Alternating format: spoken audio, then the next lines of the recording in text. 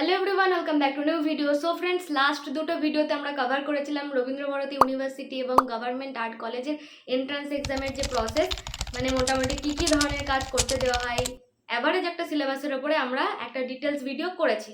দুটো ডিফারেন্ট কলেজের ওপর দুটো ডিফারেন্ট। যারা এখনও দেখোনি তারা অবশ্যই গিয়ে দেখে নাও।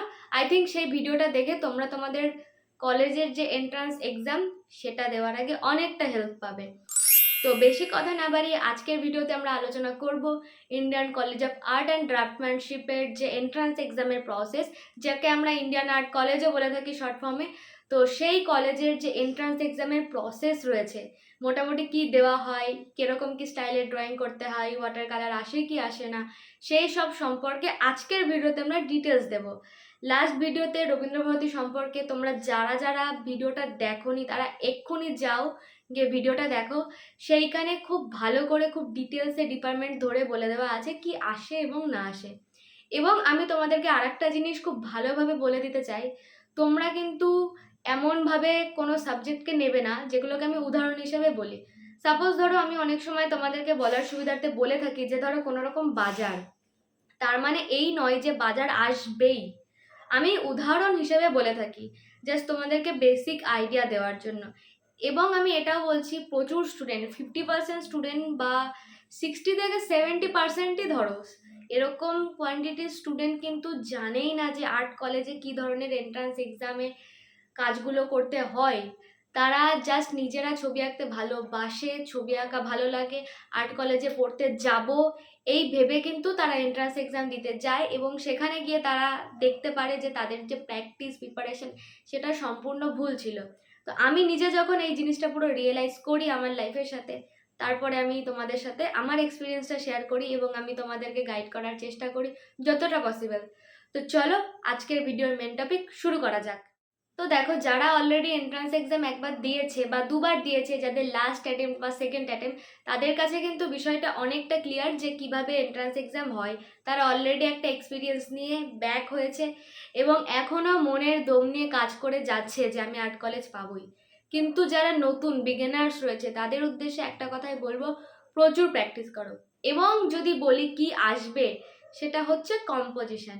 একদম পরিষ্কার ভাষায় যদি কিছু আসে তো কম্পোজিশন। এত বছর ধরে এটাই হয়ে আসছে, এবার হট করে যদি চেঞ্জ করে দেয় সেটা কারোরই হাতে নেই, না আমার হাতে বা তোমাদের হাতে, সেটা পুরোটাই কলেজের ইন্ডিভিজুয়াল ব্যাপার। তো যাই হোক, যেটা আসে মেনলি কম্পোজিশন। রবীন্দ্রভারতী ইউনিভার্সিটিতে যেমন লাইন ড্রয়িং বেস কম্পোজিশন দেওয়া হয় এবং তার সাথে একটা এসে রাইটিং থাকে, ইন্ডিয়ান আর্ট কলেজের ক্ষেত্রেও কিন্তু সেম, একটা লাইন ড্রয়িং কম্পোজিশন এবং এসে। এবং এটাও বলছি, এই কম্পোজিশনের সাথে কিন্তু ইন্ডিয়ান আর্ট কলেজে তোমাদের কালার করতে দিলেও দিতে পারে। সেটা রবীন্দ্রভারতীর ক্ষেত্রেও বলেছি কালার দিলেও দিতে পারে, এখানেও বলছি দিলেও দিতে পারে। তো অলওয়েজ কালারটা ক্যারি করবে এন্ট্রান্স এক্সামে। এবং আমি বলবো সব থেকে মেন হচ্ছে ড্রয়িং। দেখো, ড্রয়িং স্কিলটা ভেরি ইম্পর্টেন্ট, এর জন্যই মেনলি আমাদের ড্রয়িংগুলো দেখা হয়। অনেক সময় কি হয়, অনেকে রং করতে পারে না, বাট তার ভীষণ ভালো ড্রয়িং স্কিল, লাইন স্কিল থাকে। তো এইগুলোর জন্যই কিন্তু অল ওভার সব মিলিয়ে মিশিয়ে একটা জিনিস দেখা হয়। তো এটাই হচ্ছে ইন্ডিয়ান আর্ট কলেজের এন্ট্রান্স এক্সামের যে টপিক, সেটা যে কি হয়। এবং তোমাদেরকে এটাও বলছি, এসে রাইটিংটা কিন্তু মোটামুটি সহজই আসে। এবার তার উপর যদি কিছু কঠিন আসে তোমরা লিখতে পারলে না, সেটা তোমাদের পড়াশোনার ভুল হতে পারে বা কিছুটা লাক। মোটামুটি এত বছর ধরে যা এসে আসে এবং অ্যাভারেজ অ্যাভারেজ সবাই লিখতে পারে। এসের ওপর আমি একটা পার্টিকুলার ভিডিও বানাবো। অ্যাপ্লাইড আর্ট ডিপার্টমেন্টে আগের বছর একটু প্রবলেম হয়েছিল সবার, সেটা নিয়ে বেশ কিছু টপিক নিয়ে আমি জাস্ট একটা ভিডিও বানিয়ে দেবো। আই থিঙ্ক তোমরা সেটা থেকে হেল্প হবে।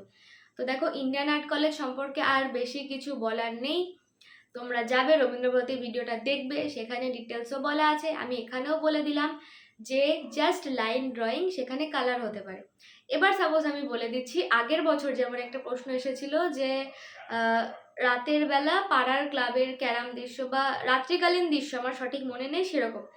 এবার তোমরা ভাবো, যদি সন্ধ্যাকালীন বা রাত্রিকালীন দৃশ্য বলে, আমি একটু তোমাদেরকে বোঝানোর চেষ্টা করছি, সেখানে কি যদি তোমাদেরকে রং করতেও না বলে, তোমরা সেটাকে কি করে বোঝাবে যে ওটা রাতের দৃশ্য? এই ক্ষেত্রে তোমাদেরকে কিন্তু একটু বুদ্ধি ব্যবহার করতে হবে।